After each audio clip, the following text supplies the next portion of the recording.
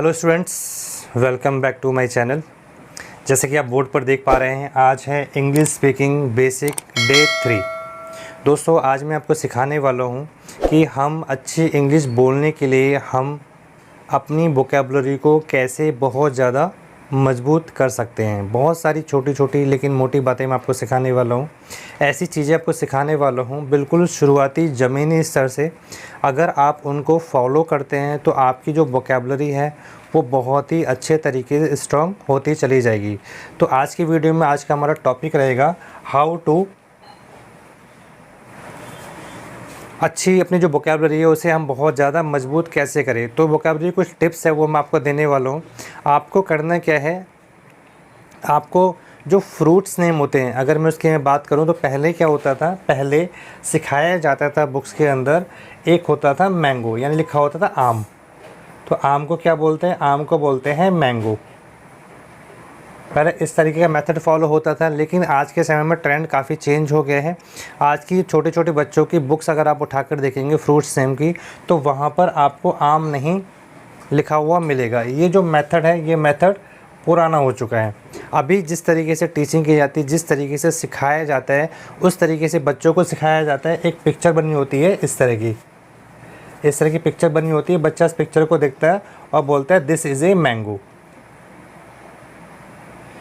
कहने का मतलब ये है माय डियर स्टूडेंट, मैंगो यानी कि वो फ़ोटो देखता है और फ़ोटो से वो देखता है कि हाँ ये मैंगो है। तो ये जो टीचिंग फॉर्मेट है, जिस तरीके से बच्चों को सिखाया जाता है।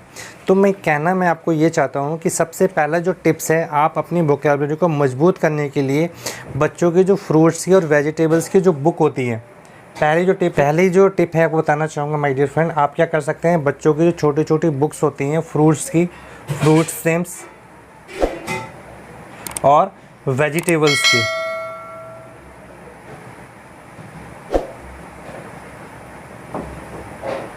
वेजिटेबल्स की बुक ले सकते हैं। मैं ये समझ सकता हूँ आपको मैंगो पता होगा, मैंगो पता होगा, आपको बहुत सारे फ्रूट्स के नाम पता होंगे, बट अगर आप बुक को आप डीपली जाकर देखेंगे, कुछ ऐसे फ्रूट्स के नाम पता होंगे बुक्स के अंदर जो आपको नहीं पता होंगे। तो आप क्या कर सकते हो, एक छोटी सी डायरी मेंटेन कर सकते हो और जितने भी फ्रूट्स के नाम जो आपको नहीं पता है, उन फ्रूट्स के नाम अपनी डायरी में आप लिख सकते हो। तो पहली टिप ये है, इस तरीके से आप वोकैबुलरी मजबूत कर सकते हो। दूसरी टिप मैं देना चाहूँगा माय डियर फ्रेंड, आप अपनी किचन में जाकर कितने भी किचन आइटम्स हैं जैसे कि यूटेंसिल्स है, बर्तन हैं, कौन से बर्तन को क्या बोलते हैं, उसकी वर्ड मीनिंग आप पता है, अच्छी बात है। नहीं पता है तो उन वर्ड मीनिंग को आप डायरी में आप नोट कर सकते हो।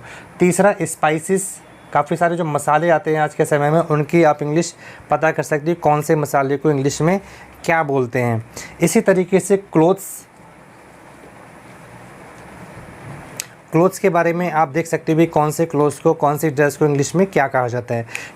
यहाँ पर मैं बोलना चाहता हूँ कि इस तरह के काफ़ी सारे मेथड्स हैं, वो आप यहाँ पर अप्लाई कर सकते हो और धीरे धीरे अपनी जो वोकैबुलरी बहुत ज़्यादा मजबूत कर सकते हो। और जो वर्ड आपको सोचना है और जिन वर्ड की इंग्लिश आपको नहीं पता, उन वर्ड को आपको डायरी में लिखते चले जाना है। रात को जब आप बैठोगे तो आप अपनी डायरी को रिव्यू करोगे कि कौन कौन से वर्ड हैं जिनकी इंग्लिश मुझे नहीं पता है। तो इस तरीके से अपनी जो वोकैबुलरी वो बहुत ही ज़्यादा मजबूत कर सकते हो। ऐसे बहुत सारे आइटम्स हो सकते हैं, इलेक्ट्रॉनिक के जो आइटम हो सकते हैं, टीवी, फ्रिज, इस तरीके से इलेक्ट्रॉनिक से जो आइटम हो सकते हैं वो आप नोट कर सकते हो कि कौन से इलेक्ट्रॉनिक को इंग्लिश में क्या क्या बोलते हैं। इसी तरीके से और ज़्यादा बहुत सारी इस तरह की लिस्ट हो सकती है। कहने का मतलब माय डियर फ्रेंड, आपको क्या करना है, अपना एक डेटाबेस तैयार करना है। क्योंकि जैसे मैंने पिछली वीडियो में आपको बताया था कि अगर आप किसी जंग पर जा रहे हैं तो आपको क्या करना है, आपके साथ प्रॉपर आपके वेपन्स होने चाहिए। तो अच्छी इंग्लिश बोलने के लिए आपको ये बहुत ही ज़्यादा ज़रूरी है कि आपकी जो वोकैबुलरी है वो बहुत ही ज़्यादा स्ट्रॉन्ग होनी चाहिए। तो इस तरीके से माय डियर फ्रेंड, आपको सबसे पहला जो मिशन है अच्छी इंग्लिश बोलने का, सबसे पहला जो पायदान है उसको बहुत ही ज़्यादा मजबूत करना है। आपको ये ध्यान नहीं देना है कि मैं डे 1 से डे 2 पे, डे 3 पे फटाफट से अच्छी इंग्लिश बोलना शुरू हो जाऊँ। आपको सबसे पहला ध्यान देना है कि मेरी जो वोकैबुलरी, मेरी जो वर्ड मीनिंग है वो बहुत ही ज़्यादा स्ट्रॉन्ग हो जाए। बात बड़ी सिंपल सी है। और जब आप इंग्लिश बोलेंगे, अगर आपकी वर्ड मीनिंग बहुत ही ज़्यादा स्ट्रांग है तो आप अच्छे से इंग्लिश आप बोल पाएंगे। लेकिन अगर आप बोलने की तरफ ध्यान देंगे, वर्ड मीनिंग की तरफ ध्यान नहीं देंगे, या आपको इसकी तरफ ध्यान ही नहीं होगा किसी पर्टिकुलर चीज़ को इंग्लिश में कैसे बोलते हैं, सो माय डियर फ्रेंड, आपको इंग्लिश बोलने में बहुत ही ज़्यादा समस्या आने वाली है। तो अपनी बात को यहीं पर शॉर्ट करना चाहूँगा। पहला जो मिशन है आपका वो होना चाहिए कि मेरी जो वोकैबुलरी है वो बहुत ही ज़्यादा स्ट्रॉन्ग हो, क्योंकि कहते हैं हज़ारों मील का सफ़र पहले कदम से शुरू होता है। तो इसीलिए आपका जो मिशन है वो है अच्छी इंग्लिश बोलना। तो इसके लिए पहला आपको काम करना है अपनी वोकैबुलरी दिन प्रतिदिन। देखिए, ओवर द नाइट कुछ नहीं होने वाला, यहाँ पर ऐसा कुछ नहीं है जादू की छड़ी है जो रातों रात घूमेंगे और आप बहुत अच्छी फराटेदार इंग्लिश बोलना शुरू हो जाएंगे। आपको धीरे धीरे करके, जैसे मान लीजिए आपको टारगेट बनाए कि डेली के 10 वर्ड्स जिनकी इंग्लिश आपको नहीं पता थी वो डायरी में नोट करने हैं, उनको डे टू डे इंग्लिश में छोटे छोटे करके शब्दों में, सेंटेंसेस में आपको उसको इस्तेमाल करना है। इसी तरीके से अगर आप पहला मिशन कंप्लीट कर लेते हैं और अपनी जो वोकैबुलरी है उसको बहुत ही ज़्यादा मजबूत कर लेते हैं तो आपकी जो राह है अच्छा इंग्लिश बोलने की वो बहुत ही ज़्यादा आसान हो जाएगी। दूसरा क्या है, आपको अच्छी इंग्लिश बोलनी है तो सबसे पहले एक सेंटेंस लिखना चाहूँगा। आपको क्या करना है, आपको अच्छी इंग्लिश बोलने के लिए क्या करना है, थिंक। ये बहुत ज़्यादा ज़रूरी है। आपको क्या करना है, आपको हर चीज़ आपको इंग्लिश में सोचनी है। जब आपको वर्ड मीनिंग आपको बहुत ज़्यादा स्ट्रांग हो जाएगी तो क्या करोगे, आप ऑटोमेटिकली हर चीज़ आप इंग्लिश में सोचने लग जाओगे। आपको इस माइंड फ्रेम में चले जाना है कि जैसे गली में कोई इंसान जा रहा है, कोई लड़का जा रहा है, तो आपको क्या होना चाहिए, आपको ऐसा नहीं बोलना कि वो लड़का जा रहा है, आपको बोलना है कि बॉय इज़ गोइंग, कि लड़का जा रहा है। सामने कोई पिक्चर बनी हुई है, मान लीजिए किसी डॉग की पिक्चर बनी हुई है, तो आपको ये नहीं बोलना कि डॉग, आपको कुत्ता है, आपको बोलना है कि वो डॉग है। ये बोर्ड है, वाइट बोर्ड, ये वॉल है, ठीक है, मैं मैन हूँ। इस तरीके से हर चीज़ को आपको इंग्लिश में सोचना है, क्योंकि जब आप इंग्लिश में सोचेंगे तो आपको इंग्लिश बोलना बहुत ही आसान हो जाएगा। आपको इंग्लिश में सोचना है, इंग्लिश में सोचिए और इंग्लिश में बोलिए। इतना आपको इसके अंदर ग्रामर पे ध्यान नहीं देना। अगर आप ग्रामर पे ध्यान दोगे, ग्रामर पर आप ध्यान दोगे तो आप क्या करोगे, आप सबसे पहले कभी कुछ आपको बोलना है, आप सबसे पहले सोचोगे कि हाँ यार इसको हिंदी में कैसे बोलेंगे, हिंदी में अच्छा हिंदी में बोलेंगे तो हिंदी में इंग्लिश में कैसे कन्वर्ट करेंगे। अगर आप ग्रामर की तरफ ध्यान दोगे, अगर हिंदी में सोचोगे और उसे इंग्लिश में ट्रांसलेट करोगे तो हो सकता है आप अच्छी इंग्लिश बोलने लग जाओ, बट उससे क्या होगा, आपके अंदर जो फ्लुएंसी है वो नहीं आ पाएगी, आप अटक अटक के इंग्लिश बोलोगे।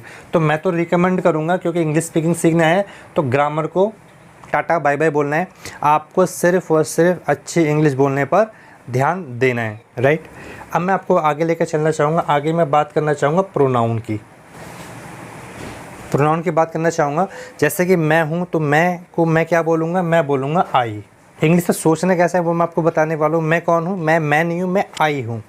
अगर हम दोनों हैं, दो लोग हैं तो हम क्या है, ठीक है, दे हैं। कोई लड़की है उसका नाम हमें नहीं पता तो वो क्या है, वो वह नहीं है, वो अगर लड़का है तो वो ही है, राइट। और अगर आप हो तो आप क्या हो, आप नहीं हो, तुम नहीं हो। इंग्लिश बोलना बहुत ही आसान हो जाएगी, लेकिन अगर आप ग्रामर को बीच में घुसाएंगे, ट्रांसलेशन करने की कोशिश करेंगे, सो माय डियर फ्रेंड, आपकी जो राह है इंग्लिश बोलने की बहुत ही ज़्यादा मुश्किल हो जाएगी। तो आपको ध्यान रखना है, ये सारे जो प्रोनाउन हैं ये आपको समय समय पर इस्तेमाल करने हैं। बेसिक रूल यही है कि अगर मैं अपने लिए बोल रहा हूँ तो मैं आई हूँ, सामने वाले के लिए बोल रहा हूँ तो मैं क्या बोलूँगा, मैं यू बोलूँगा। अगर हम सब काफ़ी सारे लोग हैं तो उसे हम वी बोलेंगे, वी मतलब हम। और अगर यही सारे लोग दूर हैं कहीं तो उन्हें क्या बोलेंगे, उन्हें बोलेंगे दे। जी, अब मैं आपको लेकर चलना चाहूँगा, जैसे मैं शुरुआत से ही बोलता आ रहा हूँ कि ये जो मेरा कोर्स है ये बेसिक का कोर्स है। चलिए, तो इस वीडियो के अंतिम पड़ाव पर मैं आपको लेकर चलना चाहूँगा। जैसे माय डियर फ्रेंड, जैसे आप बार बार देख पा रहे हैं इंग्लिश स्पीकिंग बेसिक, मैं ये जो वीडियो है छोटे छोटे वीडियो उन लोगों को ध्यान में रखकर बना रहा हूँ जिनको इंग्लिश के बारे में कुछ भी नहीं पता। अगर वो मेरी वीडियो देखते हैं, वो बेशक हिंदी नहीं जानते, हिंदी पढ़ नहीं सकते, हिंदी लिख नहीं सकते, ऐसे लोगों को ध्यान में रखकर मैं वीडियो बना रहा हूँ। वो अगर मेरी वीडियो देखेंगे तो उसको इंग्लिश लिखनी, बोलनी और पढ़नी सब कुछ आ जाएगी। वो अच्छी इंग्लिश बहुत ही आराम से बोल पाएंगे। और अगर उन्हें थोड़ी बहुत इंग्लिश का ज्ञान है, पढ़े लिखे हैं, तो उनके लिए राह तो बहुत ही आसान होने वाली है। तो सबसे जो बेसिक चीज़ है जहाँ से इंग्लिश की स्टार्टिंग करेंगे, आपको हो सकता है आपको लगे यार ये तो बहुत आसान है, लेकिन कभी कभी माय डियर फ्रेंड होता ही है, जो चीज़ें आसान होती हैं वो चीज़ें बहुत ही ज़्यादा मुश्किल हो जाती हैं। क्यों? क्योंकि हमने उन चीज़ों की कभी भी प्रैक्टिस नहीं करी होती। कहावत भी सुनोगी आपने, practice makes a man perfect. तो यही यहीं पे लागू होगी जो मैं स्टार्टिंग करने वाला हूँ कि आप इंग्लिश कहाँ से बोलना सीखोगे, कैसे बोलना सीखोगे, आपको शुरुआत में कैसे बोलना है। सो माय डियर फ्रेंड, वो चीज़ देखने में आपको बहुत आसान लगने वाली है जो मैं लिखने वाला हूँ, लेकिन अगर आप बार बार लगातार बिना रुके बिना थके अगर प्रैक्टिस करते हैं तो आपके अंदर यही जो चीज़ है एक कॉन्फिडेंस डेवलप करेगी और आपके अंदर एक फीलिंग आएगी, स्ट्रॉन्ग फीलिंग है, yes I can do it, I can speak good English. तो आपको करना क्या है शुरुआती में, सबसे पहले आपको जो प्रैक्टिस करनी है वो किसकी प्रैक्टिस करनी है, वो प्रैक्टिस करनी है दिस की, वो प्रैक्टिस करनी है दैट की, वो प्रैक्टिस करनी है माय डियर फ्रेंड दैट की, दीज की, वो प्रैक्टिस करनी है दोज की। ये जो वर्ड्स होंगे आपने किताबों में पढ़े होंगे या आपने स्कूल में पढ़े होंगे, आपने ट्यूशन में पढ़े होंगे, आपको लगता होगा तो बहुत आसान है, इसमें कौन सी नई बात है। लेकिन माय डियर फ्रेंड आपको सबसे पहले क्या करना है, बेसिक का डे 3 है, आपको यहीं से स्टार्टिंग करनी है। आपको सबसे पहले क्या प्रैक्टिस करनी है, आपको बोलना है दिस इज़ ए बुक।